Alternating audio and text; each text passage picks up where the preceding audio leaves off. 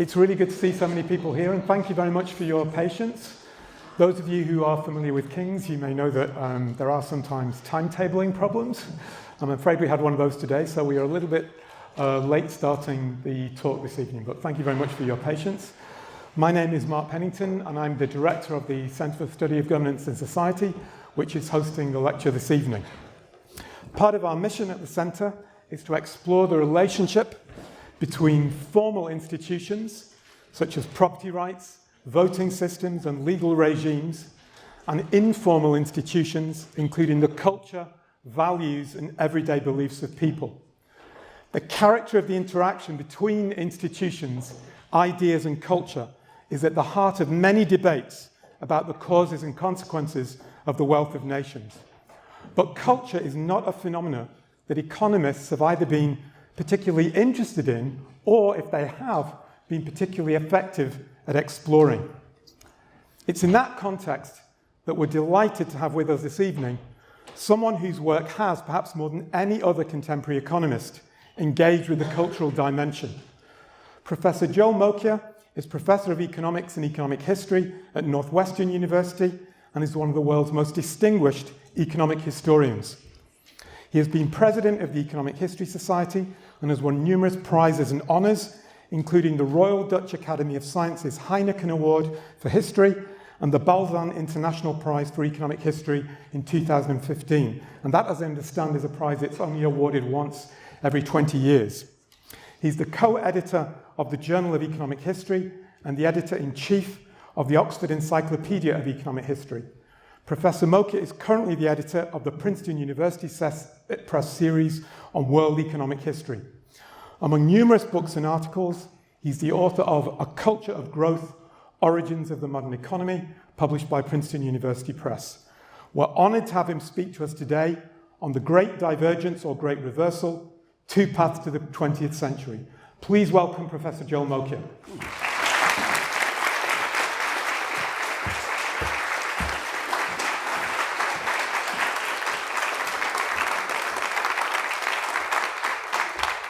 So thank you very much. I'm honored and delighted to be here. And so let me go straight to the point.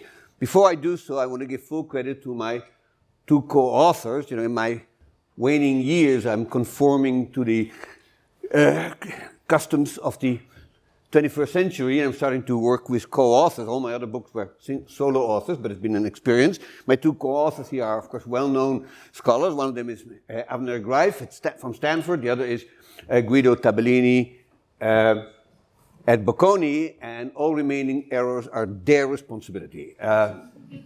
So let me first give you a little bit of motivation, perhaps. Oops, I'm pushing the wrong button here. There we go.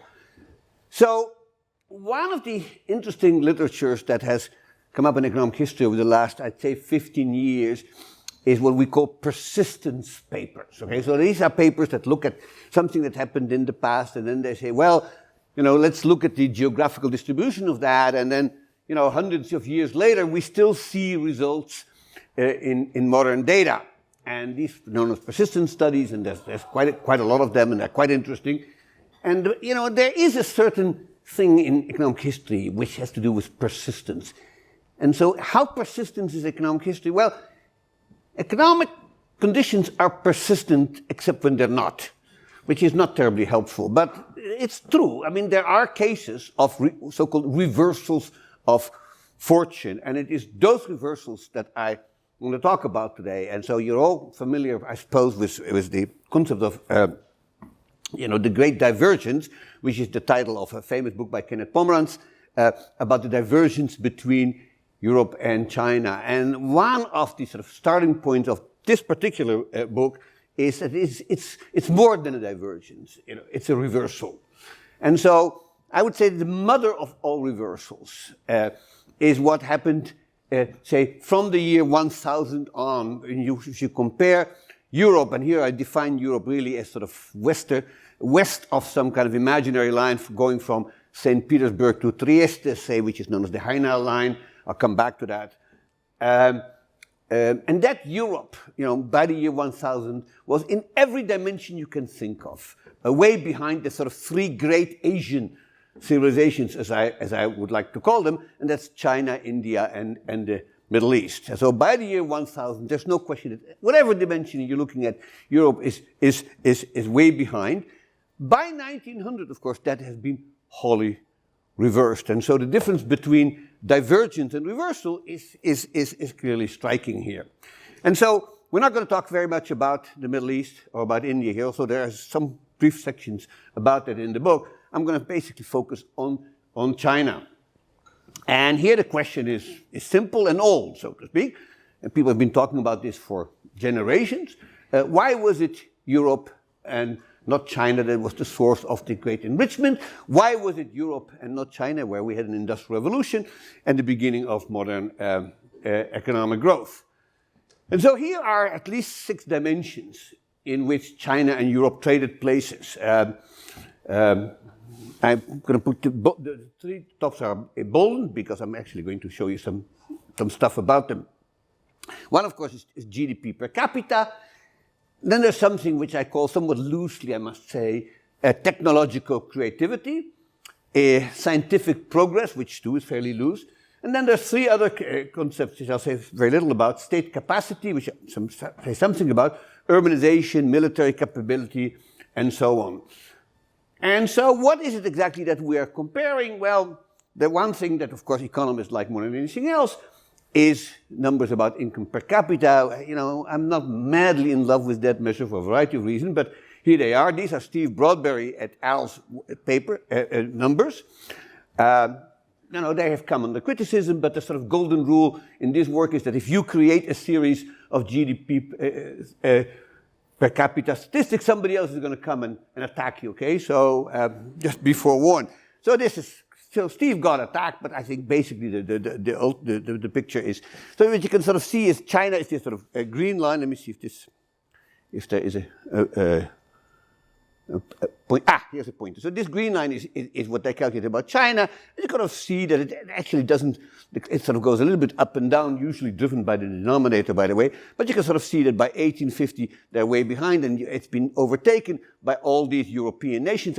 Above all, of course, Great Britain, but the Netherlands, Italy, Spain, all these countries have sort of overtaken it. Even so, at the early stages, China probably had an income that was much higher than Europe, particularly under the Song dynasty in the early period. There also is, and this is, I find much more striking in some ways, is the declining rate of innovation. So China was extraordinarily innovative, particularly during the Song dynasty, but also before. After the fall of the Song dynasty in 1279, there is a slow process of a decline in innovation, certainly relative to earlier innovation, and eventually relative to what is happening in Europe. And so much of this has been documented in these endless volumes produced by Joseph Needham, one of the great intellectuals of the 20th century, of course. And so somebody has actually gone around and tabulated all of Needham's innovations, which is a bit of a job, I would think, but it's in William Winchester's book. And what he shows is that, yes, China made an incredible number of innovations, but almost all of them came before 1200, and there are none after 1500, just at about the time that you see the number of innovations start to increase in Europe. And in some cases, we can actually document technological retrogression, which rarely happens in history, but it can happen. And of course, there are certain things that the Chinese were able to do, such as build extremely seaworthy ships and very sophisticated clocks, that eventually they sort of lose the capability of making. Quite striking. So here's some very recent work. This is Yasheng Huang's work. It's not yet published, but I got a preview. And this is basically scores of innovation by dynasty. And you sort of see the downward trend. It's not completely, it depends a bit on which population denominator you use, but basically you sort of see the downward trend from the glorious days. Here is something which I mentioned, state capacity. I find this an extremely striking kind of diagram because it tells you really something deep. This is basically the world in the Middle Ages. Okay, so this is China in 1086, And this is Iraq, which is, of course, the center of the Islamic empires. And this is the great states of Europe, England and France. Okay, this is fiscal extraction. So this is how much revenue the government was collecting per capita. And you can sort of see the huge gap. This is it in 1800. And so you actually, surprisingly enough, early Meiji Japan extracted a lot, but then you get the European nations, England, France, or United States, are offshoot. This is Qing China, okay? So this is, these are numbers that are quite striking. It tells you something. Now, you know, it's not obvious that tax capacity is necessarily a good thing, but something obviously happened here. Okay, these are rates of urbanization, and what you sort of see is in China there really isn't very much of a trend of urbanization. This is actually coming from an earlier paper that Avner and Guido wrote, but you can sort of see that whatever you take, whether you take above 10K or above 40K, the ratio in China is relatively stable, but that's, you know, and figure out it's a much larger population. And in Europe, the trend toward urbanization, of course, is very much striking. So why? What is happening here? So essentially, the literature has, and I was just sort of generalizing a little bit here, but the literature has sort of three kind of explanations. And if I had to, you know, elaborate them here, I would be here all night, so I'm not going to do that. But one of them has to do with geography. So Pomerantz's original book basically came up with geographical explanation. So he had this story about coal. So China does have coal, everybody knows that, but that was located in the wrong places, whereas in Europe it was in the right places. So you could debate what we mean by that, but that's what the book said.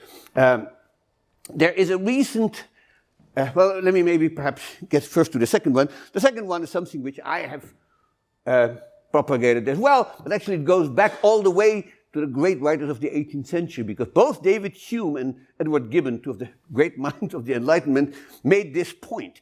Basically saying, look, Europe is heavily fragmented into different kingdoms. China is unified. Fragmentation somehow is good because it's like a competitive market or something like that. So there's been a recent paper which is going to either just come out or about to come out in the Quarterly Journal of Economics by Jesus Villaverde and two co-authors, which basically combines these two things. And it shows that there are good geographical reasons to believe that why China was able to unify, whereas Europe never unified. So I'm not going to get into the simulation exercise in that paper, but it's very clever, and it sort of combines those two stories. Okay? So the fact that Europe is fragmented, of course, has been, as I said, a big deal. For those of you who want a very long and elaborate statement of it, Walter Scheidel's recent book called Escape from Rome makes this point in, shall we say, excruciating detail. And then finally, there are cultural explanations, which, as Mark said, economists haven't been particularly big on, at least not until recently. But, David Landis, who was an economist, basically made this point very heavily. And then, of course, there's historians of science, people like Joseph Needham and Nathan Sivan, Derek Body, a whole list of, and culture is a big and mushy thing, and people pick different aspects of it, but many people have, of course, pointed to different ways in which culture may have affected. So we are taking a somewhat different approach here. Now, of course, it does overlap in some ways with the existing approaches, but it's different. And I want to sort of expose you to it, and then you do with it as you please. What we're starting off from is basically looking at past societies and asking ourselves, how did they really work? And what we're interested in is something which economists call local public goods. And so there is a literature in public economics about local public goods, and if you study public economics, you'll run into it. But it isn't playing a very big role in our society today, because most public goods are provided in some ways by a central government. Also, many of them are local as well. But in the past, through much of human history, including big empires, what really counted were local public goods, in the sense that who provided people with the kind of things that they needed for society to operate. Things like justice, defense, insurance, poor relief, various local hydraulic projects, education. All of those things were provided in location, and they required one thing which was central to everything, and that's cooperation between people. People needed to cooperate because no single household could produce these things. And so that is our starting point. Now, how is this cooperation achieved? Well, for most places, it was supplied until the point which I'll come to, by extended families. Now, these extended families could be clans. We call them clans. Other people have different names for them. Some of them were called tribes. Now, a tribe is, to my definition, is a big clan or something like that. And sometimes, of course, by geographical villages, where people were, to some extent, related to each other. So, one way or another, extended families were critical to the story. And that's very important. Why do you get cooperation? Because the game is repeated. You know, every time these people meet hundreds and hundreds of times a year and they do things together. And if somebody engages in what we call opportunistic behavior, cheats, lies, shirks, people will know about it. And of course, you get punished. And knowing that, you get an equilibrium that says, hey, we cooperate. And it works extremely well. And, I could go on and more about it, but it's kind of intuitively obvious, okay? Now, the great bifurcation, which is a nice variation on the great divergence, is that as far as social cooperation is concerned, China and Europe started to move in opposite directions at some point around the year 1000 AD. And the big difference is that in China, cooperation became more and more concentrated on clans. And in Europe, it became less and less so. And that, we argue, is an undervalued, underappreciated part of the Great Divergence. Okay?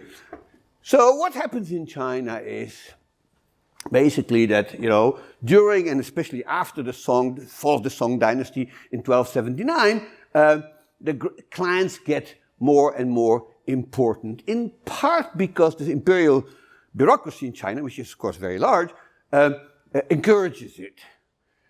And so when you start looking at Chinese history, and here I'm relying on the work not just of economic historians, but particularly anthropologists and sociologists, you see the clans playing an ever-growing role in education, in insurance, in poor relief, conflict resolution, justice, even in many cases, local infrastructural investments, particularly water control, which of course is a major problem in China. Now, they never did everything. There's always some, imperial administrator or magistrate in local.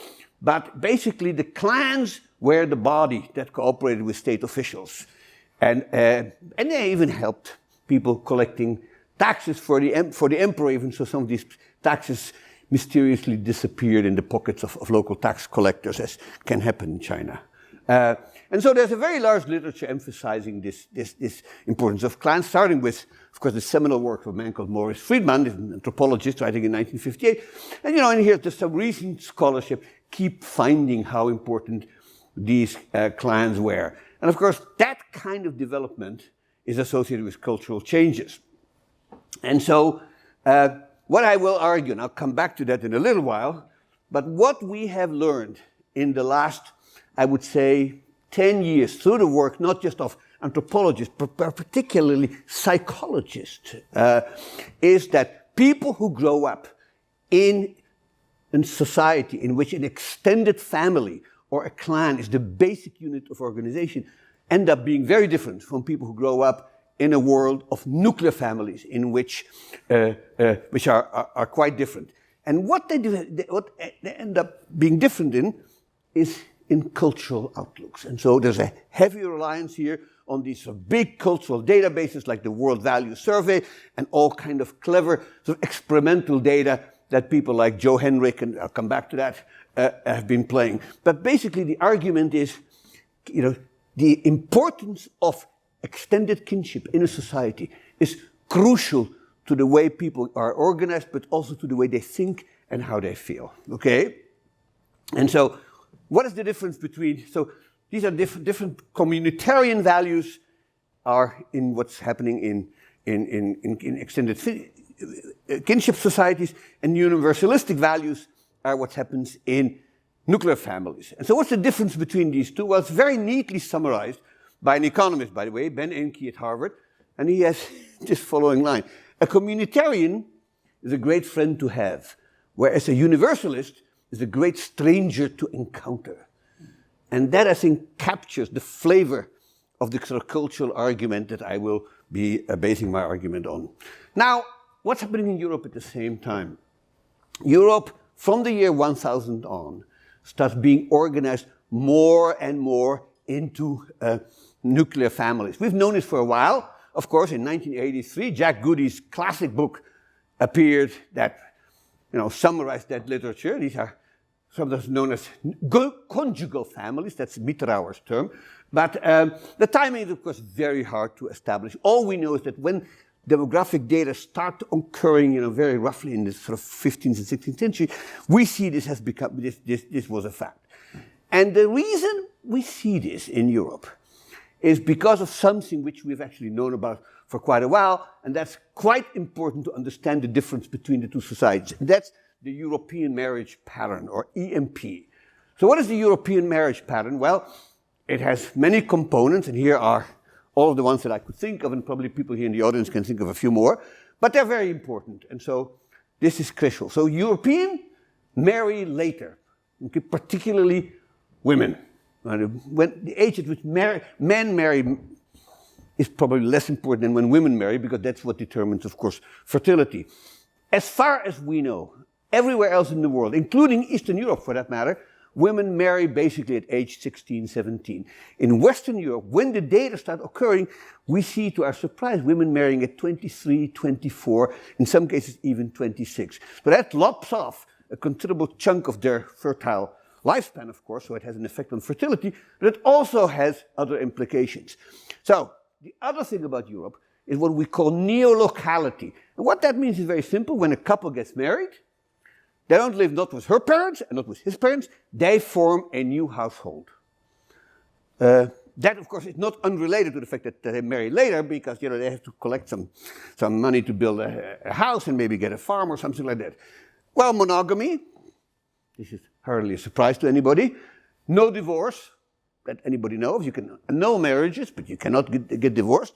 High rates of celibacy. A considerable number of both men and women never marry. That too is very rare anywhere else in the world. No consanguineous marriages, so they're very careful, but you can marry your cousin or your second cousin or your third cousin. Now, I'm not sure they knew who their third cousins were, so this is a bit tough to enforce, but at least that is the rule. No adoption. That's quite important. Under the Roman Empire, was people adopted sons and daughters left and right and center, not in medieval Europe, if the church could help it.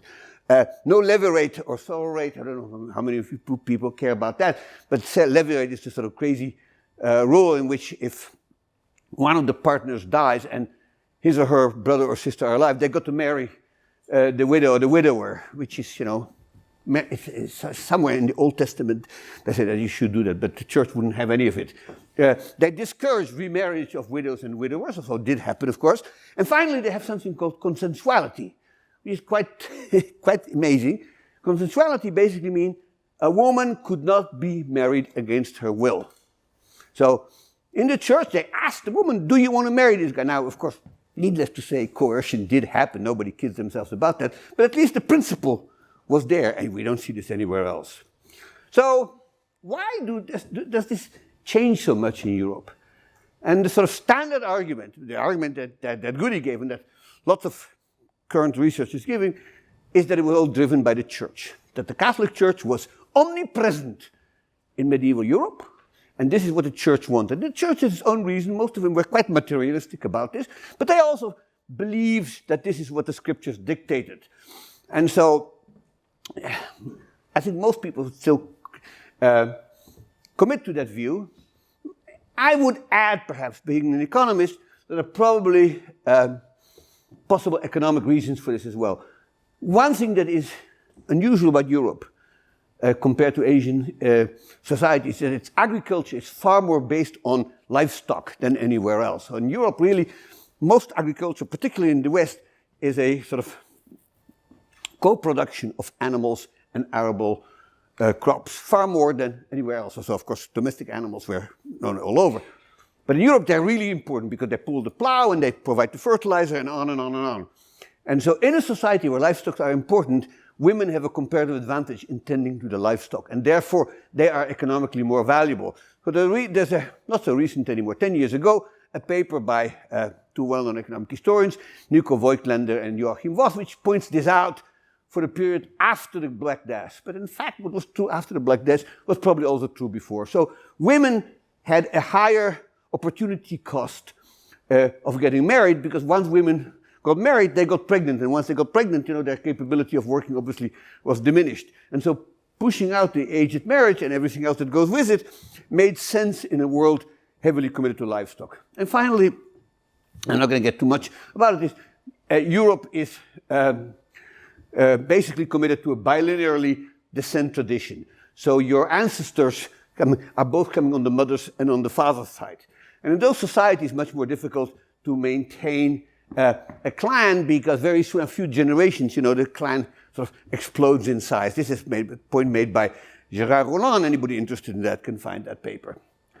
But the thing about it is, of course, that like so much else in history, this is full of unanticipated, unplanned consequences. So the church encouraged all these patterns, and as a result, which I don't think the church really wanted, essentially what happens is that extended kinship started to become weaker and weaker in Europe. Now, it never quite goes away. I mean, there's still family firms in which cousins and uncles work together, but it becomes fairly rare. What is happening when we start the demographic data to emerge is that Europe consists primarily of nuclear families. Okay, so father, mother, children living together. And of course, that created a terrible problem, because the nuclear family is too small to realize the economies of scale needed for local public goods.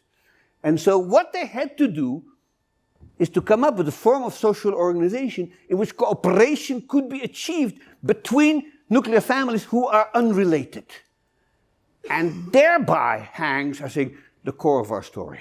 Because it is these organizations that allowed Europe to provide these local public goods. In many cases, of course, would be club goods, and I'll talk about that, okay? So these organizations make cooperation work. So what are these organizations? Well, Greif wrote a classic paper in 2005 in which he called them corporations.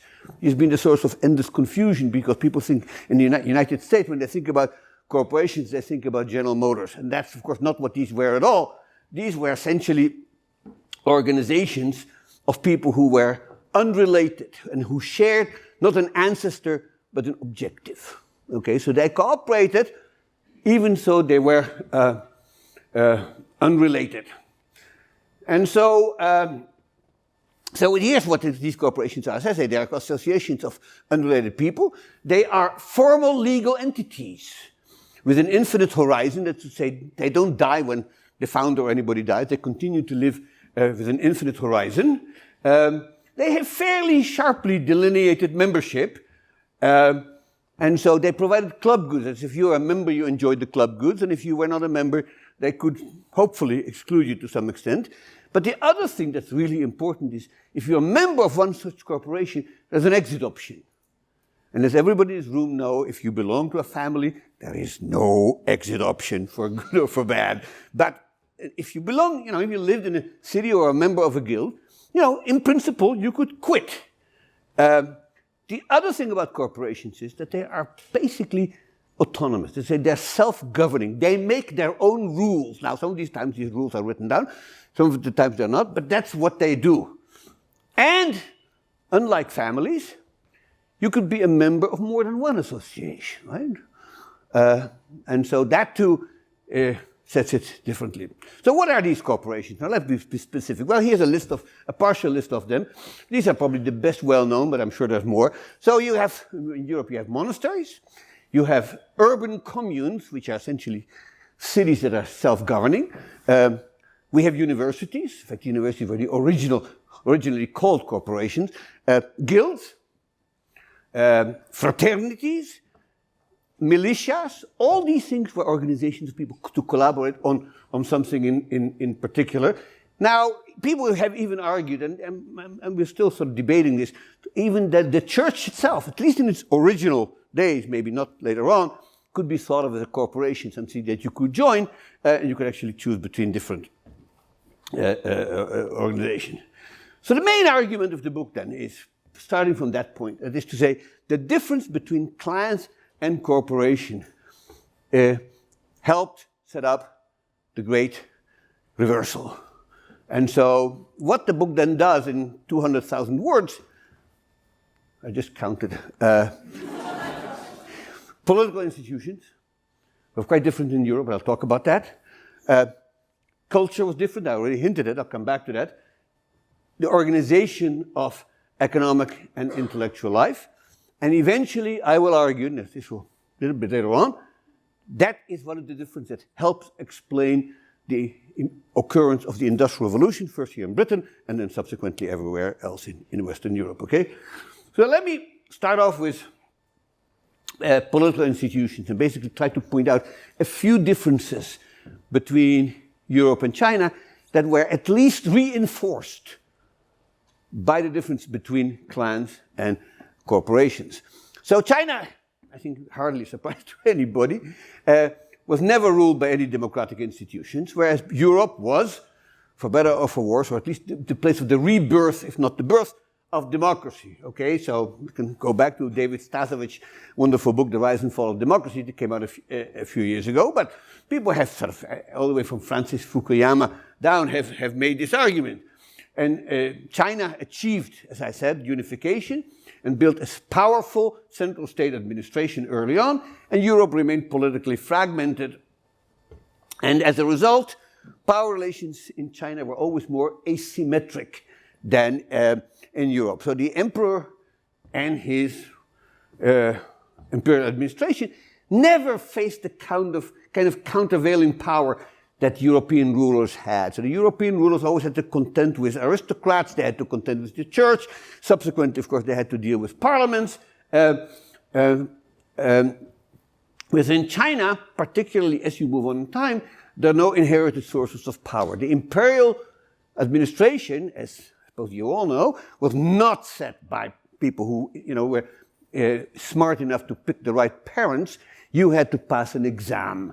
And the exam was really tough, and very few people passed it. But if you did, you became a member of the elite. But this was, at least until the Qing dynasty, when things started to get a little bit mushy, but this is basically sort of meritocratic governance that you see nowhere else in the world. And there's nothing like that in Europe. In Europe, the vast number of people who had power were people who picked the right parents, okay? The son of the duke of that, and the count of that, and so on, okay? Now, as I said, and I want to come back to this, okay? There also, in addition to political institutions, there are these value systems, and that is the difference between kinship, extended kinship, and non-extended kinship is really striking. And so, I want to bring to your attention, this is a book that, we are citing at some length. This is Joe Hendrick is not, people probably have, many of you have read it, is not either an economist nor a historian, he's a psychologist and an anthropologist. But what he did is he went to all these societies and, did experiments on them, and he found consistent differences between people who grew up in a extended kinship society and those who did not. All right. So as I said, the political bifurcation can be seen starting to occur in the sort of high Middle Ages, 11th to 14th century, when the European state institutions started to take their embryonic shape. And so there is a difference, which is quite striking between China and Europe here to start off, and that is, in both societies there is a central ruler, in China more powerful than in Europe, at least for a long time, but they need local people to help them because they, many people are far away. China is a huge country. You need local elites to help you. There is a difference, however, and that is in Europe, the local elites who helped the kings or whoever, the Pope or whoever it is, are territorial. They control a territory, so he is the Count of this and the Duke of that. And these are all anchored in their territory. Their names are based on the territory that they control. You don't see that in China because it's run by extended families. And so you have sometimes in one area 3 or 4 clans who sort of sharing power between them. And sometimes clans have people living far away, but are still members of the clans after they migrated. Whereas in Europe, there is very strong territoriality. And so both feudal lords and both secular and clerical, so bishops and so on, were all responsible for local administration. And what you see occurring in Europe, of course, is this sort of contractual reciprocity, by which I mean that they sort of involved, many of these local rulers got formal political rights. And that's when we see all over Europe emerging these diets, these local parliaments. Now, some of them have more power, some of them less power. England, of course, is a case apart, but we see them everywhere. They have different names, États généraux in France, the Staten-Generaal in the Netherlands, the same in Poland. I mean, we have these all over the place, but they basically all do the same. You get people who are territorially located, they come up and they are consulted if the king is going to do anything, and of course, they cannot be taxed unless they agree to be taxed. Now, this of course is subject to some negotiation, and I'm sure there's a fair amount of arm twisting and head cutting going on, but by and large, that is the rule, okay? And so, there's a fair amount of research that's been going on in the last few years. There's a paper by Gary Cox explaining who was seated in British Parliament, and there's a paper by just these self-governing cities that help enforce these parliaments, a paper by Angelucci et al. And so on. So this is quite a remarkable thing. It's completely absent in China. But there's more. And that is that these corporations, ladies and gentlemen, are self-governing. Now, sometimes they have actually explicit bylaws and rules. Sometimes these things are orally transmitted, which makes it hard for historians to pick them up. But they're doing a fairly good job at it. And so they have principles that emerge, many of them, by the way, taken from Roman law, but given new content. Okay? So one of them is, for instance, the principle of plena potestas. This is a point made by David Stasevich. I should give him credit for that. And the plena potestas basically means that if you represent a particular organization in another body, okay, you can actually make decisions without consulting them. So which would be awkward if you're representing, say, your guild or your city in Parliament, and Parliament meets 150 miles away, then it's hard to say every time you have to vote, you have to go back and check with your countrymen. So they get the right to do this. This is actually a law passed by these corporations and then transmitted to governance. Okay, the other rule is what's known as quod omnes tangit. That basically means that the right of consent. So whatever touches all requires all to agree, okay, or to consent. That's basically the rule. And then something fairly simple, which everybody should know. One of the things that parliaments picked up from guild rules and commune rules is majority voting. Some places missed out on that, like in Poland, Parliament kept this stupid rule in which, the liberum vitae, which means they need to get unanimity in all decisions. Well, we know where Poland ended up, so maybe this wasn't the world's best idea. But elsewhere, you get majority rule, and that was transmitted from these corporations to government. Quite a striking thing. And finally, the state is a legal entity. Europe's legal thinking becomes very different. You could, in principle at least, you could sue government. In China, you cannot sue. You can only petition. Very different there. There's no law, there's no court, there's nothing. Okay, if the emperor is so inclined, he does so. If it is not, too bad. So there is no territorial control in China. There are no self-governing or independent city, particularly until after the Qin unification. That happens in the 3rd century BC in 206. And so after that, basically these independent cities are gone. And as I said, imperial power is exercised by these Mandarin bureaucrats who are selected by the civil service exam. And so there are basically no serious constraints on the emperor, except, of course, rebellion. So if the emperor really screws up and things are going to go bad, then there is a sense of, he's lost heavenly mandate, and people rise up, sometimes successfully, sometimes not so successfully, such as during the Taiping Rebellion of the 19th century. But that's about the only constraint, whereas in Europe, almost everywhere there are some constraints on the executive, as the political scientists like to put it. So this meritocratic system is something that you would never even see in Europe until very recently. But it all means that these people serve at the pleasure of the emperor, not because they have an independent power base. That's a very different system. So the civil service examination, which there is a huge literature, and it's really kind of interesting experiment. But the interesting thing is that it actually works in very close symbiosis with the clan system. And what happens is clans have a huge interest in having one of their sons, I hate to say there were no daughters involved there, but their sons succeed in the examination, because once you got to become an imperial bureaucrat, that generated a lot of rents, and these rents were dissipated to members of the clan. So what the clans do is they single out a particularly bright kid, and they say, he's the guy, and then they all pool their resources to invest in the very expensive education so that he could have a decent chance of passing the exam. Now, it's a risky proposition. It's a lottery almost, because so many people didn't pass, but still. If they did, the clan all benefited. Now, I must say there's a recent book by Lawrence Zhang that points out that, particularly in later Qing years, so in the 19th century, the Chinese government sort of got a little bit mushy about this, and they were actually starting to sell these positions, which sounds more European. So the difference is one of degree, not of essence. But that's fairly late in the game. So as I said, the emperor basically can do what he wants. There is no constraint on government at all.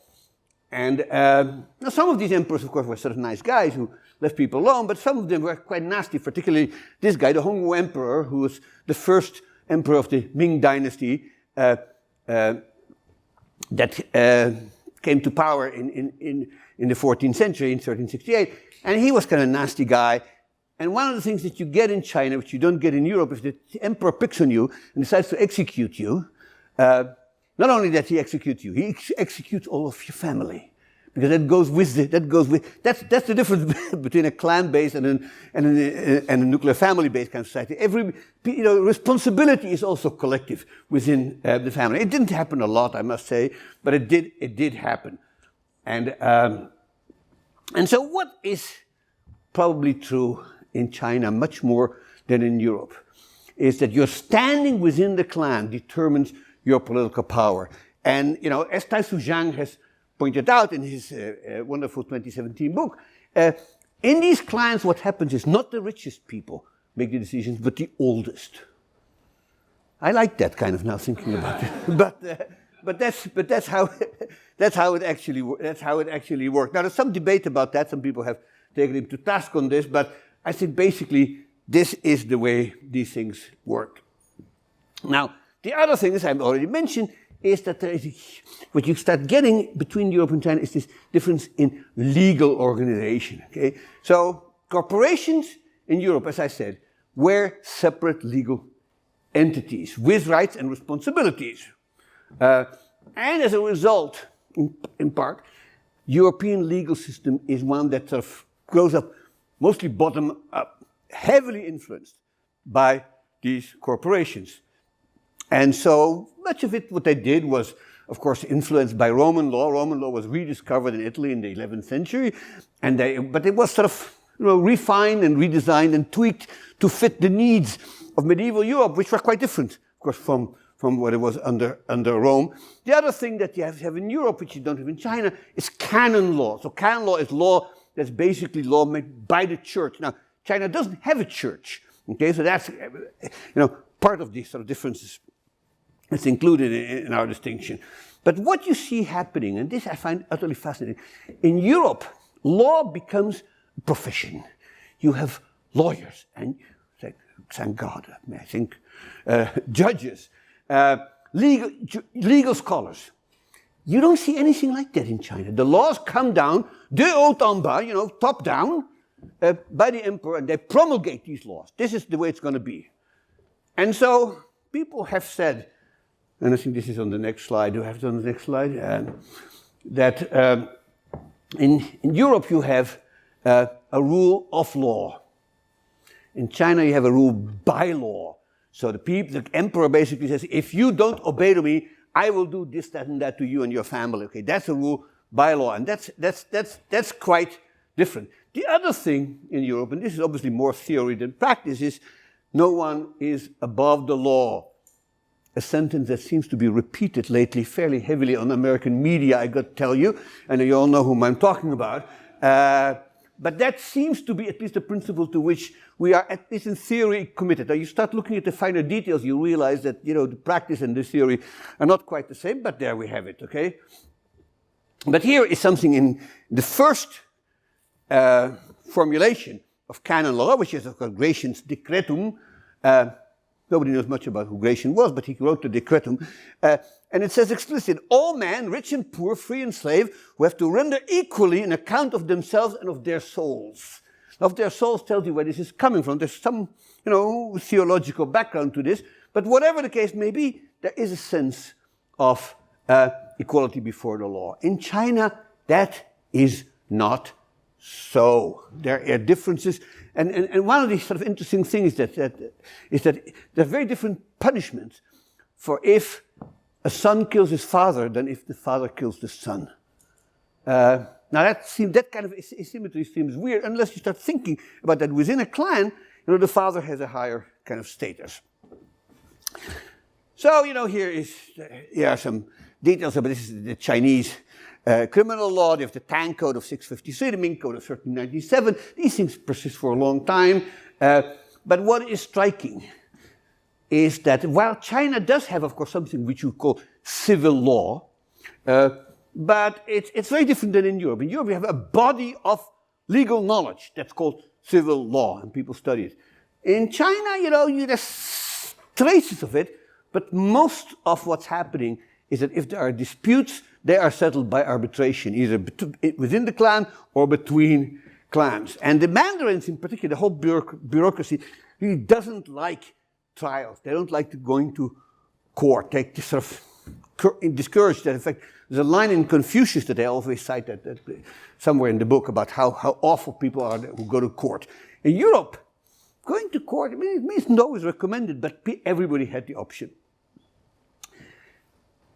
And so what is the Chinese law big concerned with? Well, they're interested in things like internal peace, law enforcement, obedience to the state.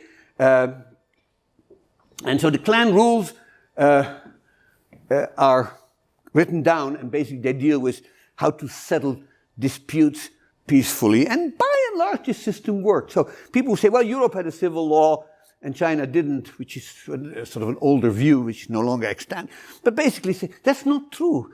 Civil law is about settling disputes and enforcing property rights. And the Chinese were pretty good at that, except they didn't go to court. That's like maybe actually being somewhat more efficient. Finally, to come back briefly, social, what we see in Europe is a social hierarchy based on contractual reciprocity. So, you owe me and I owe you. But also there is a view, particularly promulgated by a British philosopher, Larry Siedentop, that basically says that what happens in Europe is a rise of an individualist society. And as I said, this has to do with all people are equal in front of God, individual responsibility, and that people have individual rights, such as spelled out by Magna Carta and many different attitudes. What you see in China, and this is something I will come back to, okay, is that in a clan-based society, one of the things that you see that's very hard to find in Europe, and what little you can find disappears over time, is ancestor worship. Ancestor worship is huge in China. People build shrines to their ancestors, and this is quite striking. For a European, that's actually very uncommon. People don't, they have saints, but these saints aren't really their ancestors, and so on and so forth.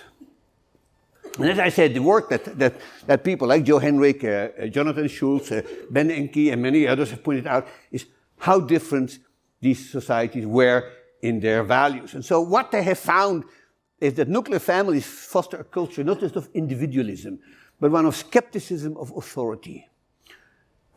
Which sort of seems to follow reasonably logically. More willing to cooperate with strangers as opposed to people to whom you are related. A higher willingness to take risk. I have a harder time intuiting that, but that's what the finding says. And more openness to new ideas. So you can see where I'm going with this, but that's still in the future. All right, now, so I've given you this sort of very summary view of how we think that Europe and China are different. Small question. So what? So that's coming now. And so I want to ask just one question. I could ask many questions, but this is one I'm reasonably comfortable with. And that is, what kind of links can we draw between these bifurcation of social organizations, clans versus corporations, and the Industrial Revolution? And so, and here's why that's important. Because the bifurcation I described to you basically occurs over 500 or 600 years, starting around the year 1000. But the gap in income, insofar as you can establish it, it's there, but it's fairly puny as late as 1700, as Pomerantz and Jack Goldstone and many people have argued. Okay, so the big takeoff, of course, of Europe's GDP happens after 1800, when the Industrial Revolution occurs and eventually, not right away, but eventually drives up income per capita, first in Britain and then elsewhere on the continent, whereas nothing happens in China. And so what I'm going to try to do is convince you by drawing 5 linkages between the world I've described and things that I believe matter to the Industrial Revolution. Now, this is an interpretation, but I think it makes some sense. So 5 basic linkages. The first is ancestor worship. So one of the things that I have been noticing with great amazement basically through my academic career is this notion of intellectual ancestor worship. So intellectual ancestor worship basically means some kind of sense of inferiority, in that there is, vis-a-vis the canon of earlier wisdom, which is known as the ancient, which discourages innovation. So this is very common in many societies that we know. One of them, of course, is post-1200 Islam, so after the Al-Ghazali revolution in Islam, in Orthodox Judaism, in Neo-Confucian China. All of those societies, quite independently, were backward-looking society in the sense that the wisdom was given to the ancients, and if you want to understand anything at all, just go and find the right book and find the right citation. So it is particularly true by my own ancestors, which are, Jews before, say, 1750 or 1800, okay? And even today, among Orthodox Jews, this is still very common. So there is a quotation from Jewish Chazal, which are the wisest men of the past, and it went like this: if those who were before us, Rishonim, were like angels, we are but men. If those who were before us were like men, we are but asses, okay? So these people who were before us are smarter and wiser than we were, so we can spend our entire lives and our entire careers studying the writings that were written 1500 years or before, early in the Talmud in Babylonia, and live off the taxpayers' payment. But that's a different story, of course. But that commitment to the Holy Scriptures is an extreme example of this sort of intellectual ancestor worship. Now, Europe had that too, I think, to a large extent, during the medieval period. You can sort of see the books that were being taught at university. So on most sciences it was Aristotle, and medicine, of course, it was mostly Arab writers like Al-Razi and Ibn Sina, but these were taking, much of them were taking most of their stuff from Galenus, who was a 2nd century Hellenistic doctrine. So this stuff is all backward-looking, and very little is added to it. What you see in Europe, that with regular ancestor worship, intellectual ancestor worship starts to melt away. Doesn't happen in one day. I traced back the first signs somewhere around 1450. But at that point, of course, as we know, all of those authorities from Aristotle down, including Ptolemy and on astronomy, and Pliny, Galenus, and on and on and on, slowly start to bite the dust as people discovered that they were wrong about many things, and so their respect for them sort of diminished. By the 17th century, this game is by and large over. There's this famous war between the ancients and the moderns that sort of takes place in the intellectual literature of the late 17th century.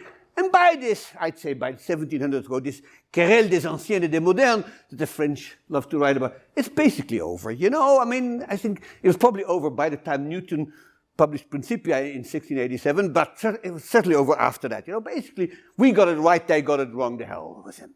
You know, now that kind of an, you know, a revolution is, you know, stunning because it doesn't happen anywhere else. And what I would argue is that in a society in which ancestor worship has disappeared a long time ago, which it will with the world of corporation, of clan, intellectual ancestorship is to follow. That's not follows immediately, just makes it more plausible. Now, in China, intellectual worship is getting worse and worse. And this is clearly true with the sort of rise of Neo-Confucian orthodoxy. So the main mind of this is Meng Zhuqi. These are his days. He is sort of maybe the greatest Chinese philosopher since Confucius, extremely influential. And, you know, he wasn't even that much of a reactionary. The problem is that his writings or his sort of interpretation of Confucius became essentially the material that students who went to take the imperial examination had to study. Not just him, but he was a major part of it, and then a few others in his school. And that's what intellectuals studied.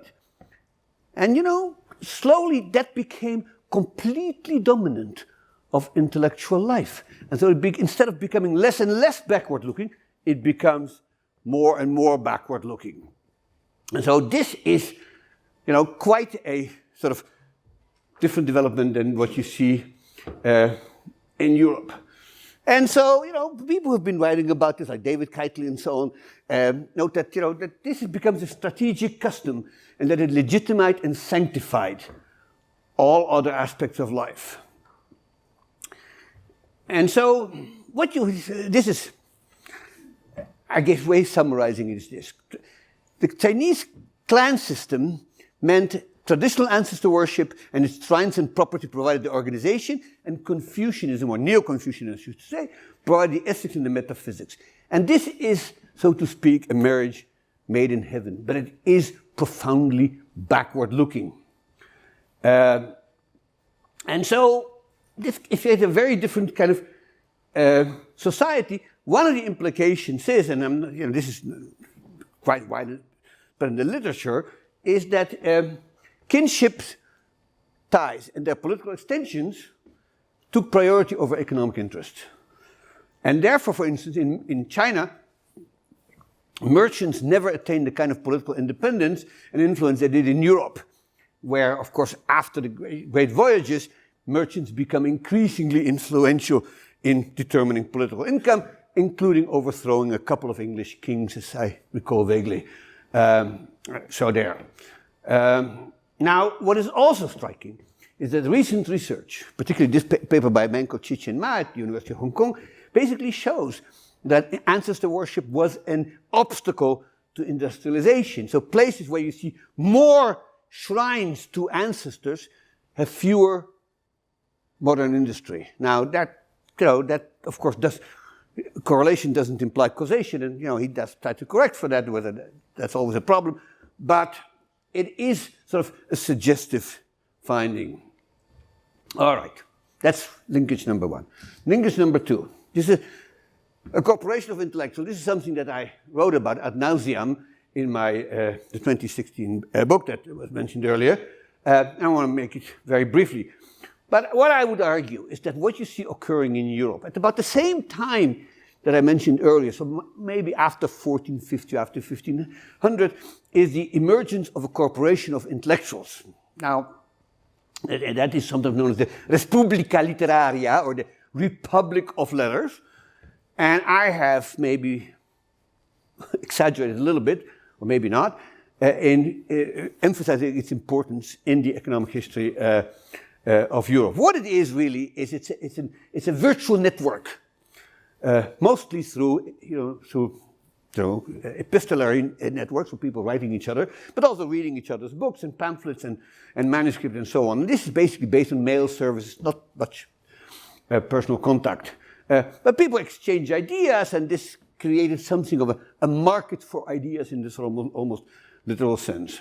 Now, it's not 100% sure, and I'm a bit hesitant about this, whether the Republic of Letters is a corporation. Now, in some ways it wasn't, because in most corporations, membership is binary, right? You're either a member of the guild or you're not. You're either a citizen of the city or you're not. You're either a monk in this monastery or you're not. So this is quite binary. In the Republic of Letters, of course, there's no such sharp dividing line, although people imagined that it was. But it has other features that are very much in line with corporations, okay? First, it's independent of formal politics. Some exceptions, of course, in France, everything is different. So the Académie Royale was actually controlled by the king. But in most other places, they were private kind of organizations. Secondly, it is, or they were, it's an association of like-minded people who talk to each other. They're sharing common purposes, and it has nothing to do with kinship. I think that's fair enough. It sets rules for its members. We still obey those rules.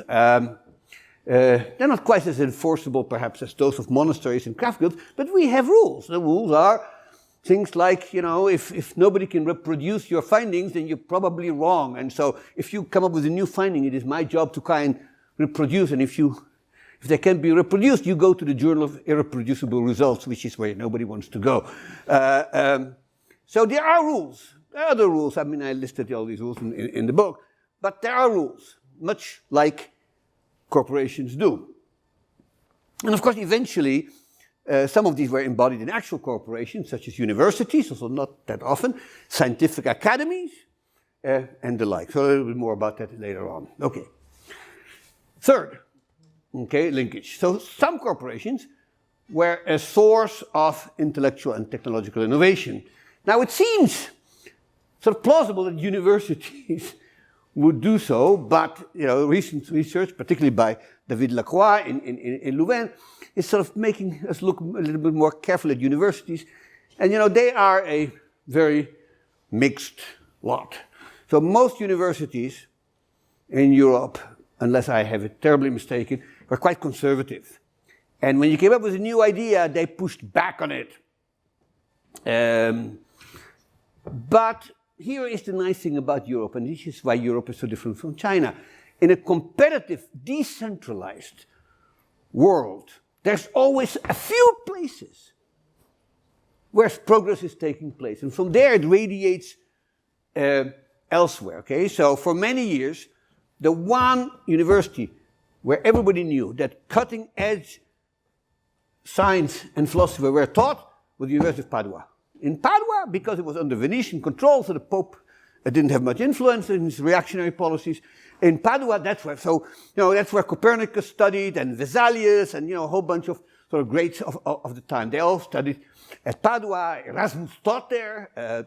So this and then a little bit later on, you get other universities, Leiden in the Netherlands, Edinburgh and Glasgow here in Britain, and so on. And later on, of course, in Germany, in places like Gießen, and so on and so forth. There's always some place where cutting edge research is done. And that's probably enough, because eventually everybody realized that these guys were the big innovators. And what's more, when universities were conservative and there was not much going on there that was interesting, people set up other organizations, because in Europe that was the norm.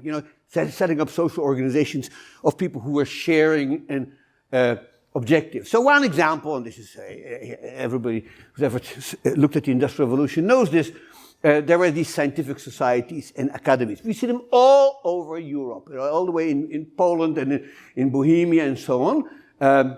So they competed with universities. They didn't really do any teaching, but they had people getting together, talking about research, talking about experiments, talking about math or whatever it was. Of course, the most famous one is the Lunar Society of Birmingham, that everybody knows about, and had many of the great players of the Industrial Revolution. But they really are sort of the tip of the iceberg. There's a lot more of these universities, some of them formal, these organizations, some of them formal, some of them not so formal. And these are basically the kind of social organizations that Larry Stewart referred to as public science. And this matters, of course, because I've been arguing for the last, I don't know what, decades, is that they create bridges between people who know things and people who make things. And that is sort of critical to what I think eventually is going to lead to eventual technological progress and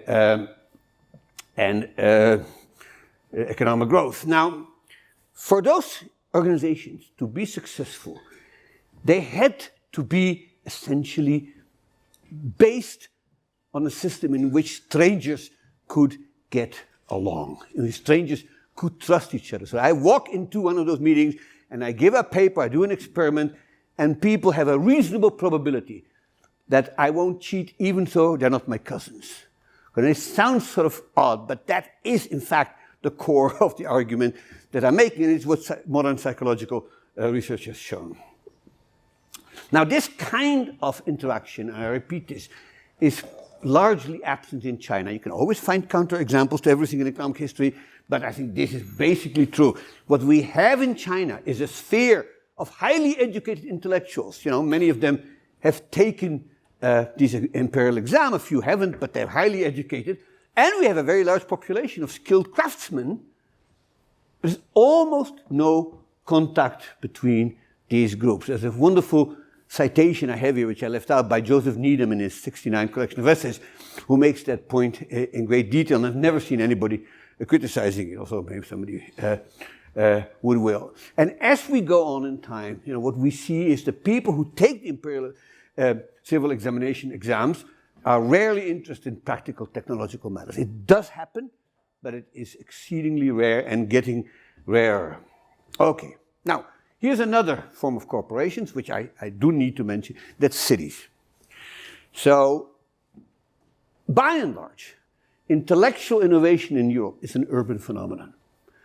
And as I already mentioned, it takes advantage of the fact that cities are decentralized. They don't coordinate with each other. So you could always go somewhere. So here's a little case, not on my slides, that's sort of close to my heart. One of the best universities in the Netherlands was in Utrecht, where I lived for a few years. And in the 17th century, the rector of Utrecht University, a man called Gijsbert Voet, Gisbertus Voetius in Latin, they had to Latinize their names. And he was an extraordinary reactionary Dutch Calvinist, and, you know, a pretty bad lot. He's a reactionary Dutch Calvinist. And he decided, I don't know on what ground, that Descartes was a heretic. And so the University of Utrecht, he passed a law that Descartes would not be taught. Guess what happens?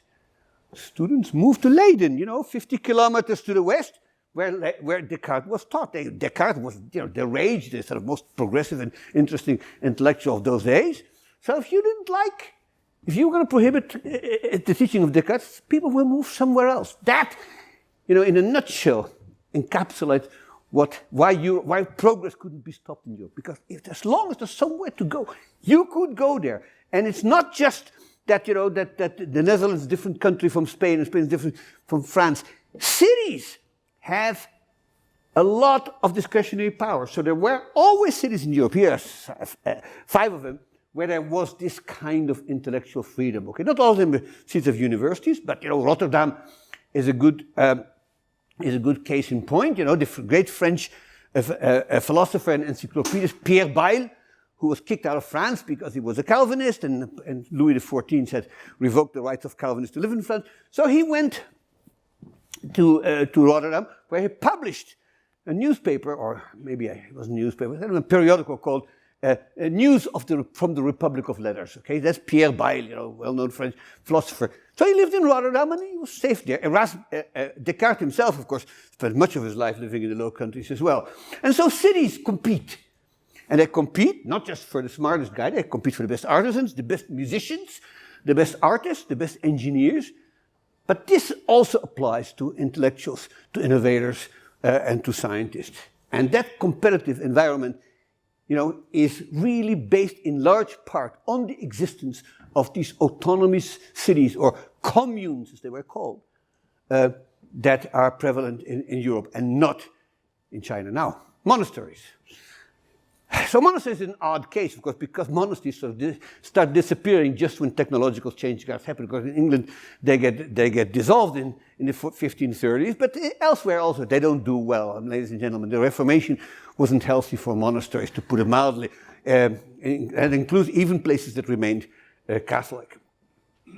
But in the Middle Ages, of course, the monasteries were critical to everything that were going to happen above. And some of the best scientists of the Middle Ages, here's a few names of them, they were monks. And even later, this was still true to some extent, also it diminishes over time.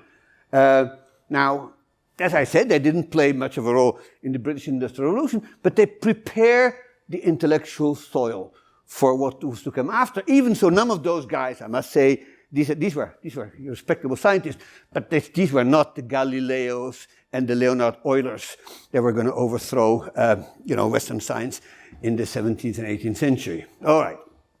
Now, linkage number 4. This is a bit more speculative, I must say, but it's based on. But I'd like to argue that what you see on the cultural foundation of the Industrial Revolution is to some extent, what Justice Blackstone said in his famous line, in which he says Britain was a polite and commercial people. This is a paper I wrote 15 years ago. But a culture of respectability and based on universalistic values help generate trust more generally in society, not just among scientists, but about other people. And therefore, local public goods can be produced without people necessarily free riding or behaving opportunistically in any way. So there's a wonderful book by a man called Sunderland, came out in 2007, that makes this point, and in fact, the book is sort of underappreciated a little bit, but it's a fantastic little book that makes that point about how trust was a critical part of technological progress in the Industrial Revolution, because it allowed people to work together. So you think about the most famous partnership of the Industrial Revolution, of course, which is Bolton and Watt.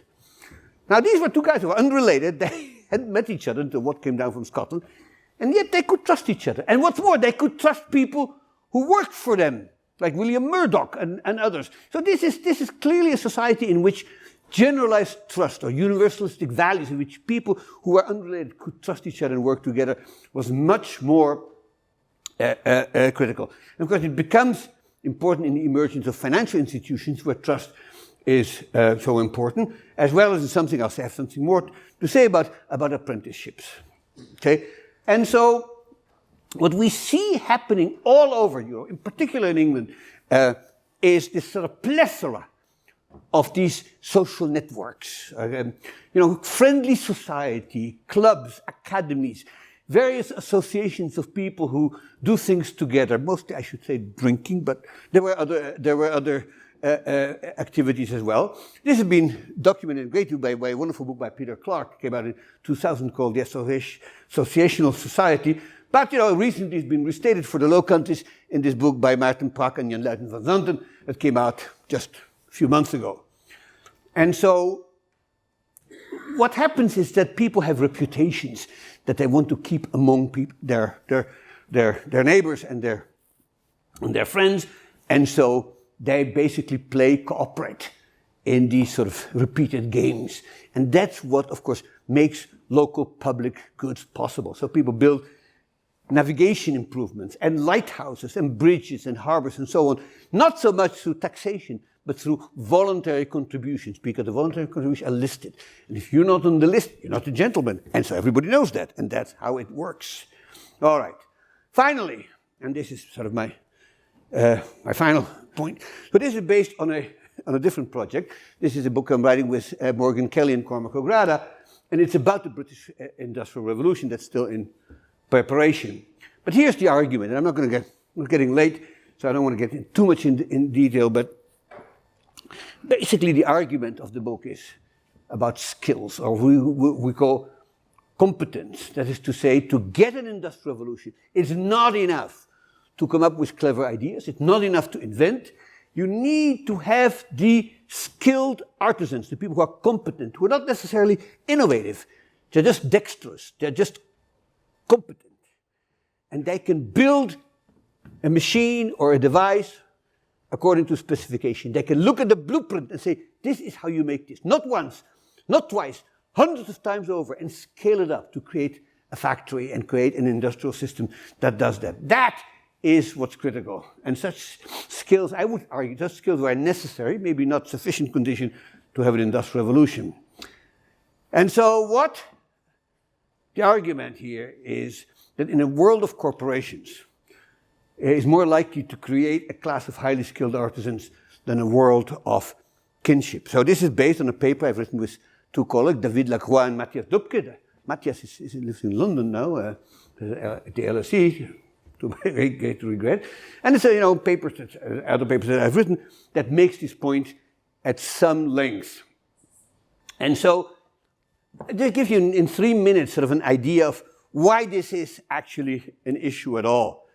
And perhaps before I do so, I want to raise, I think, a harder question, which I can't really answer, but I can sort of at least suggest what the answer is. And that is, were Europeans more skilled than these Asian civilizations? And the answer is that by 1500, that is highly unlikely. Okay? In fact, one of the reasons that the Europeans are traveling, around Africa all the way to Asia is because they have this appetite for things that Asians could make and they couldn't. Okay, so Chinese ceramics and silks, high-end Indian cottons, Persian rugs. I could make the list longer, but you get the idea. So these were made by local artisans, were far better than what the Europeans had. And what's even more striking is that there was very little the Europeans could make that these people wanted. Okay, so they had to pay in silver that they stole in America, and that's how they paid these people for the goods that they wanted. So clearly Europeans aren't quite as skilled as Asians are, at least, using the trade flows. But as time goes on, you can see that gap narrowing and reversing. So by 1600s, you see Europeans already pulling ahead in certain mechanical technologies, so things like screws and cranes and levers and things like that, as well as in navigational and optical instruments. So the Europeans invent the telescope, for instance, and they invent microscopes. The Chinese did not. They build better muskets. Also, their hydraulic technology is gradually improving. And of course, they're making certain things that the Chinese can't make, like mechanical clocks and watches and certain kind of upmarket toys that Maxime Berg and others have been writing about. So for a while, Asians were still ahead in some things like iron making, high-end textiles and ceramics. And certainly they could hold their own in shipbuilding, by the way, which is kind of interesting. But by the late 18th century, that gap had been closed as well. And so Europeans probably are far better at making almost anything than the Chinese, including the ceramics, which, of course, Europeans built this huge ceramic industry, and on and on. So there's still little niches where Asians do better. But as far as textiles are concerned, ceramics, iron, everything else, you see the Europeans sort of overtaking them. And so where did these skills come from? And so the answer is, and this is way undisputed, is basically skills were transmitted person to person in this age. And through master-apprenticeship relationship. And, once I started thinking about that, inspired by the work of Patrick Wallace, who's right there, but other people as well. So this is actually an incredibly complicated relationship, okay? I have referred to it, economics talks about, as a whole theory called of incomplete contract. If you've taken a course in economics, you know about incomplete contract. Well, the apprentice-master relationship, ladies and gentlemen, is the mother of all incomplete contracts. Everything about the contract is incomplete. You can't specify in the contract what the service is that's going to be transmitted, because because the master says, I'm going to teach this lad to become, a carpenter.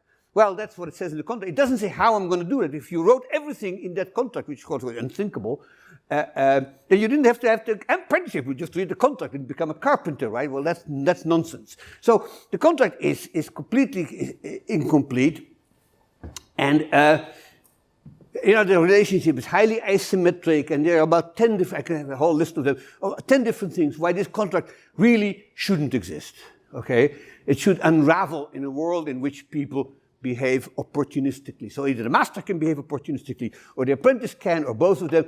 But this world should, this relationship should really not happen unless they were related to each other, right? If they were related to each other, neither of them would behave opportunistically, because they would turn you into the black sheep of the family. You know that in advance. You don't want to be the black sheep, so you behave nicely toward your apprentice. The apprenticeship works hard for you, and everything is hunky-dory. The problem is that you're much better off in a world in which people have a much wider choice of masters, and so where you can go to the best ones, and so you don't necessarily want to go to your drunk uncle who lives down the street, so to speak. Okay? But it's still true that in much of the world, including the Middle East and North Africa, India and China, as far as we can tell, these transactions take place within the family or the clan. In Europe, that slowly disappears over the Middle Ages. And it's a complicated process in which guilds play a role, but the role of the guilds differs from place to place and certainly declines over time, particularly, of course, in Britain. And so, with the decline of the guilds, and in which apprenticeship becomes much more of a market transactions, as Patrick has shown, this becomes a much more effective way of creating craftsmen. And, as Sheila Ogilvie has pointed out, the two countries in which guilds lost their grip on apprenticeship, which is the Low Countries and Britain, which were the countries that did economically the best. Now, a sample of 2 doesn't blow my statistical head off, but it's at least some suggestion, okay? So I could go on about this, but I think you get sort of the idea here that these apprenticeship contracts had to be enforced. They had to be enforced either by a corporation like the guilds or by these cities, these communal cities, which had their institutions that enforced the contract. It was rarely done by the ruler himself, by the central government. It was done by local administrators. And that, of course, is part of the corporate form that you see in Europe emerging in the Middle Ages. And so I said all this, I'm going to skip this, but I should make this point, which is Great Britain became the cradle of the Industrial Revolution because these apprenticeship contracts worked, in my view, better than anywhere else. That too is not my original idea. Jane Humphreys wrote a wonderful paper in 2003 that made this point, but it's worth really emphasizing because of the system that I described earlier of values and institutions that made apprenticeship work. The net result, whether for better or for worse, that is the evidence that British craftsmen in the 18th and 19th, first half of the 19th century, these were superior, is really indisputable. And we see, and the evidence for that is basically that when the continent wants to industrialize, they cannot do it without importing massive numbers of English and Scottish engineers, technicians, mechanics, skilled artisans of one form or another. We see them all over Europe, and I could spend another hour describing them, but I don't think you'll have the stamina. So let me finish up. I've been going on too long. So the great divergence that Pomerantz and others have talked about may have been a fairly late phenomenon. Maybe it started only in the 18th century. But its roots do go back to the early Middle Ages, when social organizations in China and the West started to evolve in different directions, what we have called the Great Bifurcation. Now, if that's the case, then the logical conclusion is this. The Industrial Revolution is not the cause of the Great Divergence, but an unanticipated, unintended consequence of much deeper and earlier historical forces. And so it's not the start of the Great Divergence, it's its culmination. Thank you.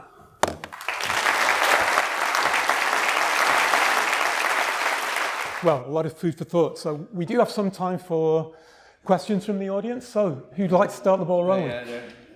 Thank you very much. I just had a question. I hope it doesn't seem too much like minutiae, but there's quite many stages to this argument. The only bit that I'm not quite seeing, you talked about the territoriality of European political elites, whereas in China they're sort of personal-based, family-based, and there's this territoriality that gave rise to the need for formal institutions of dispute resolution between political elites, whereas in China it's more ad hoc. Why is it that territoriality needs these formal institutions which would give rise to law and stuff, parliaments, what have you, whereas personal-based authorities can rely on ad hoc dispute resolution? Well, I think the lack of territoriality is a built-in feature of Chinese society. It's not a bug, it's a feature. In fact, the magistrates that were sent down, from the imperial administration, the capital, down, were rotating. You stayed in one place for about 4 or 5 years, then they would move somewhere else, and they never went to the county of your birth. So this is sort of to avoid corruption. Okay? In Europe, I think the territoriality is obviously an outgrowth of the way society was organized in the sort of post-Roman Empire, in which sort of you see the first emergence of what some people call feudalism, in which basically all power and local public goods are provided by these local lords, except that these lords turned out to be an extremely inefficient way of providing it. And so what happened was that they gradually delegated and outsourced some of their responsibility to these organizations that are emerging. That's true both for rural, by the way, and for urban areas, but it becomes particularly striking, of course, in cities, because cities were easier to rule and create their own institutions. But even on the countryside, what we see are all kind of associations in which people provide each other with local public goods. I should add, of course, that much of this happens under the sponsorship of the church. Okay, and you cannot really write the social and economic history of the Middle Ages, as we increasingly emphasize, without understanding what the church did. But you have to understand, these churches work with these corporations. So you have these fraternities, which are sort of half religious, half non-religious organizations. You have monasteries, which are entirely religious organizations, and they provide, even in the countryside, things like charity, poor relief, orphanage, such as they were, old age relief. All of those things were provided on a territorial basis by people who had local power. And what that, of course, does is that when these people share local power, is that they create some kind of a political center that goes to the king and says, hey, you're going to tax us, you better call us and ask us for our consent, okay? And, once that idea is in people's heads, okay, the next stage, of course, is, no taxation without representation and, blah, blah, blah, all the sort of modern stuff that we today believe in. But that's where it comes from. There was nothing like that, say, in the Roman Empire. Even in the Greek democracies, there's nothing like that. This is something that the Europeans invented. Now, it's not the same as saying they invented democratic institutions. I mean, that's many miles away, but it's the beginning. Yeah. Thank you so much, Professor Mokyr. That was really, really interesting. My question concerns one social group, the European nobility. How do they fit into this picture, right? The European nobility, because they didn't really conform to the European marriage pattern, married much earlier. On the other hand side, they were instrumental for some of those institutions, right? The Rzeczpospolita in Poland, those États généraux, they were all, the nobility was really part of that. And you partly answered it in the last question, right? That the lords provided those services, but were really inefficient at it. So how do they fit into this picture? And if they were so efficient at it, why did it take such a long time for them to wither away?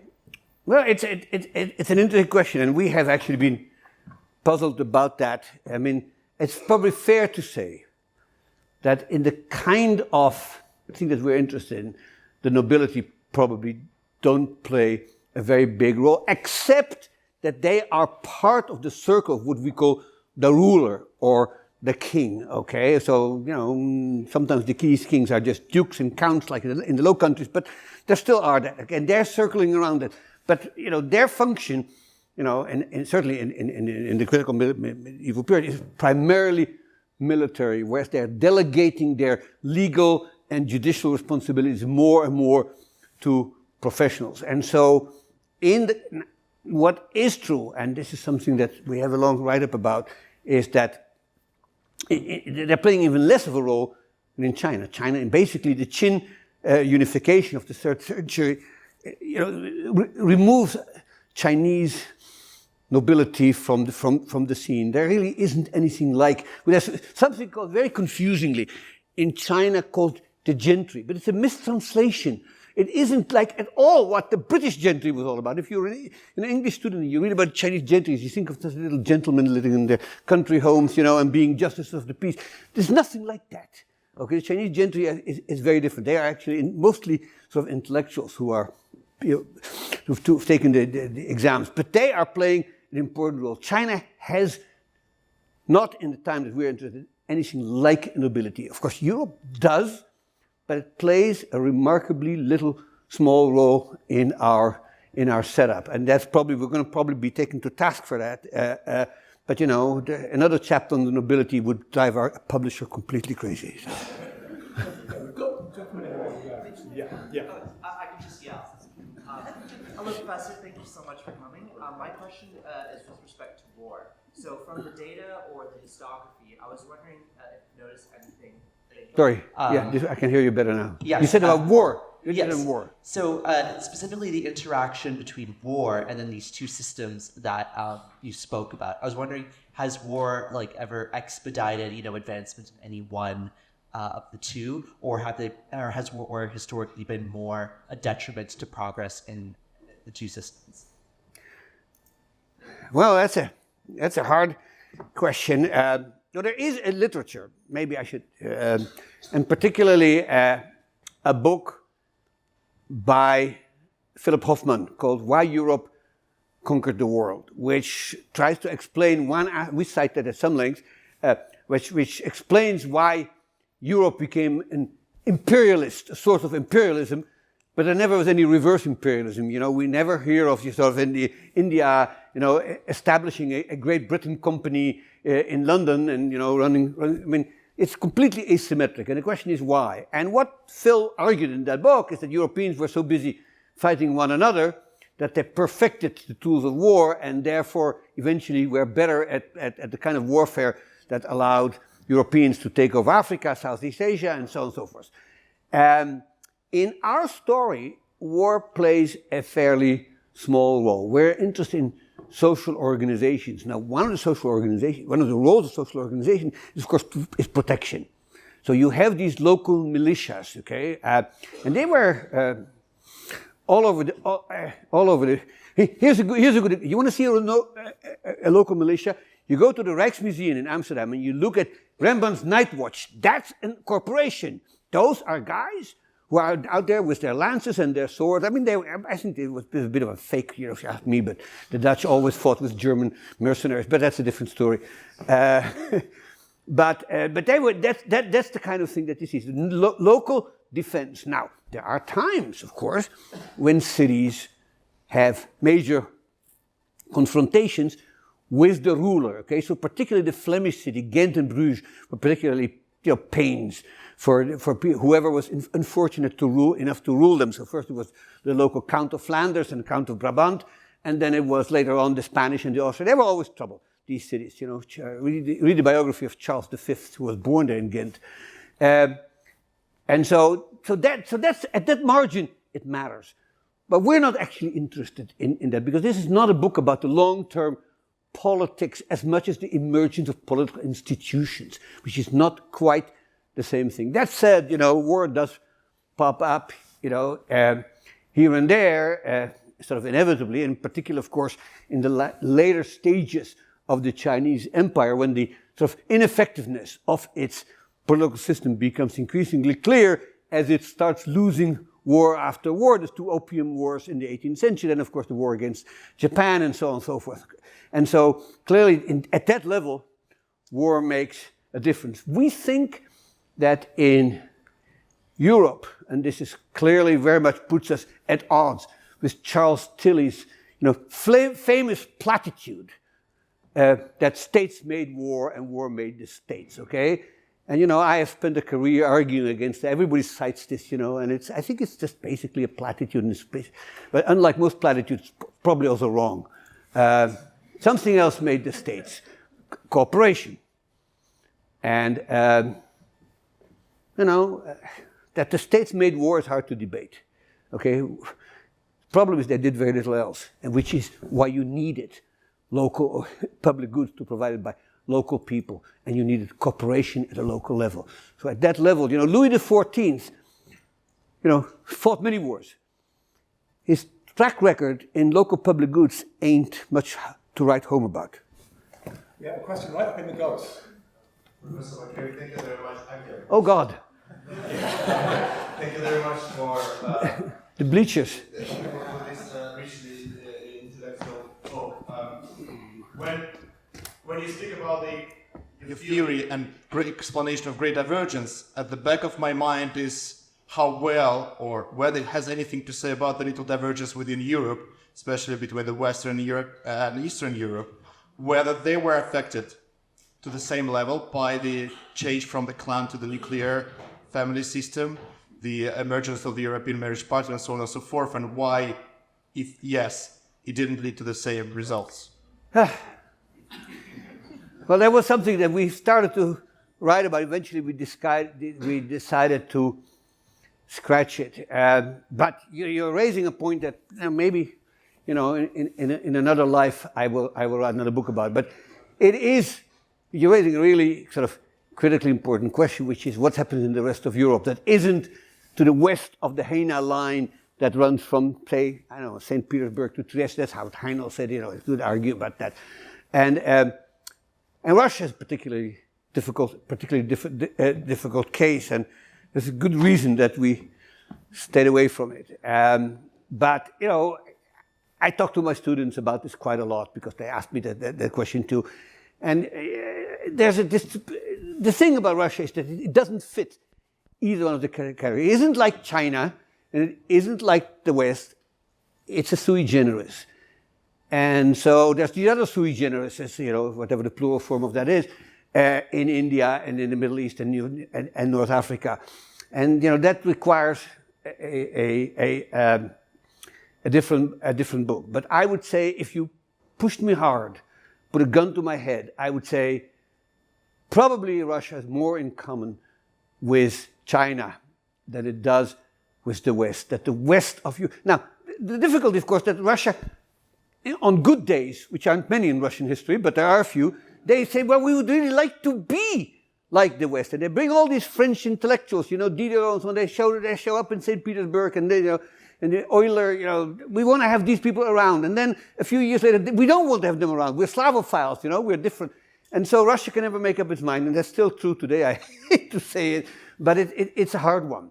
The other question, which is not all of Eastern Europe, of course, is Russia is countries like, Poland, the western part of Germany, what became the Habsburg Empire. And so these are all sort of intermediate forms. And so maybe what we have done in this book is we've taken two extreme forms of Western Europe, Britain, France, Low Countries, Switzerland, and, Northern Italy, and compare them with the other pure form, which is at least the most eastern part of China, particularly southeastern China, where actually the clan system was much more prevalent than it was in the north. So, we picked our examples to make our conclusions particularly strong, which is, maybe not wholly kosher, but there are. We admit that up front that there are intermediate cases. We don't mention Russia in that, and maybe we should. We've got time for a couple more questions. There's quite a few hands going. We've got actually oh boy, in the back there. Oh God.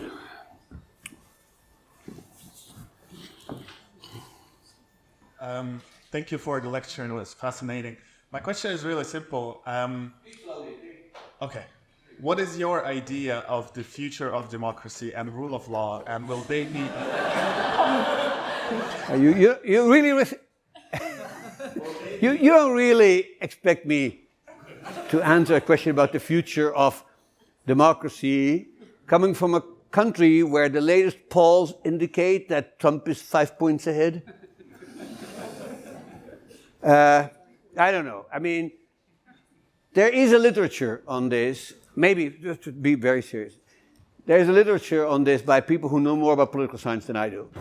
I'm an economist, I'm a historian to a large extent, but I'm no political scientist, although it creeps into my work, whether I like it or not. But I urge you to read a book by Acemoglu and Robinson, not Why Nations Starve, but the later book called The Narrow Corridor, which is, I think, in my view, a brilliant, if flawed, explanation of why democracies are so fragile. And why they often end up transforming themselves into non-democratic forms, as happened to the Greek policies, as happened to, Italy in 1922, Germany in 1933, Russia in 2005, and on and on and on. And that once that happens, that these non-democratic forms often are absorbing states. That is to say, they don't turn back to democracy very easy. That's a very dark view of history, but it seems to have a fair amount of historical... Even, now see, we got me going on this. These medieval cities, many of them that we know their evolution of the political history, they actually start off fairly democratic. It's not the kind of democracy, that John Locke would have liked, but reasonable. At least people have met in city assemblies, there was participation, representation, da-da-da. And then slowly over time, you see these cities turning into what's called signorias, which are, like Florence, which are ruled eventually by the Medici, or in Venice, where there's not a single dominating family, but there's the famous Venetian serrata, the closing of the city in which a handful, maybe a dozen families basically run the place. In Amsterdam, you see, in the 18th century, you see the same thing. So these become either autocracies, like Florence, or oligarchies, like in all these other countries, but their more general input from the population at large disappears. And really that becomes an absorbing state until the French Revolution hits them, and then everything starts all over again. But these asymmetries between democratic and non-democratic institutions are actually sort of implied by our story. And so that's in some ways the bad news, because democracies are inherently unstable and tend to vote themselves out of existence. And once they do, they can't vote themselves back into existence because they can't vote at all. See that? But that's what's happening in Hungary now, and in Russia. I mean, it's happening all over the place. So this is way outside the the purview of our book. But since you asked, thank you, Professor. Very illuminating. But when you were comparing or contrasting the cultural differences between China and Europe, particularly after the Song Dynasty, ancestor worship or more entrenched extended or clan-based extended family based kind of influence. I was wondering, in fact, at that time, the Song Dynasty and the Ming Dynasty, the development of Neo-Confucian thinking, they also developed if there was a kind of individualism, kind of conception. Many people now would say that Neo-Confucian thinking in Song Dynasty started to have the kind of individualistic kind of interpretation of the Confucian texts and classics and all that. And some would even say that the leading Ming Dynasty Neo-Confucian thinker, Wang Yangming, was the equivalent of Martin Luther in the Reformation, things like that. And also the Neo-Confucian scholars at that time, in the Song Dynasty particularly, the local gentry, led by the initiative of the scholars, many of them formed a lot of what they call village compacts, which were rather contractual rather than clan-based kind of organizations. And also the famous Song colleges established by these leading Confucian scholars. Again, they were very prosperous, a lot of them even very famous, influencing, independent of the imperial court, to the extent that at the end of the Ming Dynasty, leading philosophers would argue that in fact, the scholars are more important than the emperor, things like that. I'm wondering how will you make all these kinds of parallel developments? Well, let me put it this way, okay? The more I read Chinese history, the less I understand Chinese history. But also, the more I read Chinese history, the more I realize that the experts who spend their entire lives on Chinese history disagree about everything. And in fact, I have discovered, that some of the disagreements between Chinese historians can be quite vicious. And quite, in fact, almost often nastier than among people who do Europe. Meaning that China is a very big place, and it is very diverse, and so we have tried to pick up one particular strain. But what you're saying is more or less consistent with our story, which is it didn't like at the end of the Song dynasty, when the Mongols come in 1279, everything, that's not the way it happens at all. It's a slow, gradual, non-monotonic decline in which sometimes it goes up and sometimes it goes down, but it ends badly. And it ends badly with the Manchus, with the Qings. And the Qings were, by and large, I think, maybe in part because they weren't originally Chinese and they sort of had to establish their identity, they became, above all, committed to concepts of stability and internal peace, as opposed to European governments, which, because of whatever reasons, were far more committed to concepts of progress. Now, in the Ming Dynasty, if I read, there were strong elements of that. So there's a book by Ray, forget his last name, called 1587, A Year of No Significance. You know what the book is. It's a wonderful book, but it describes the way an ordinary year in the life of the Ming Dynasty. And basically, you get an impression that this is not a very vibrant and dynamic society. That is not to say that you don't see traces of individualism, that you don't see scholars, who come up with it. There is, I found in my reading of Chinese intellectual history, many scholars who were the Chinese Luther and the Chinese Bacon, the Chinese Newton and the Chinese Galileo.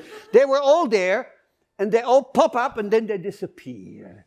Whereas in Europe, you see these guys pop up and they make a big difference. And I think that is where the difference between the two comes in. Not that China is incapable of producing original thinkers. Of course not.